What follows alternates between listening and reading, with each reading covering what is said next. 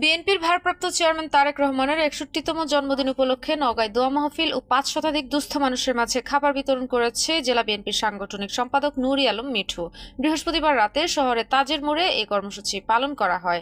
নওগাঁ থেকে আবুজার গাফফারির পাঠানো প্রতিবেদনে বিস্তারিত।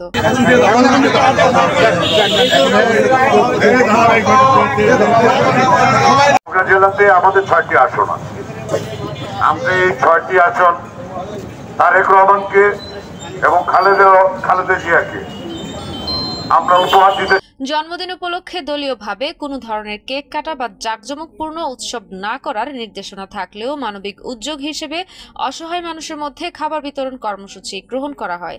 নুরি আলম মিঠু জানান, তারেক রহমান দেশের গণতান্ত্রিক আন্দোলনের প্রতীক।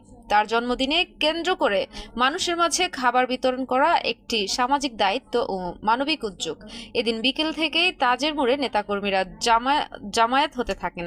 পরে দোয়া মাহফিল অনুষ্ঠিত হয়। দোয়া অনুষ্ঠানে তারেক রহমান ও দেশনেত্রী বেগম খালেদা জিয়ার সুস্থতা এবং দেশের কল্যাণ এবং বর্তমান রাজনৈতিক পরিস্থিতির উত্তরণে শান্তি ও স্থিতিশীলতার জন্য বিশেষ মোনাজাত করা হয়।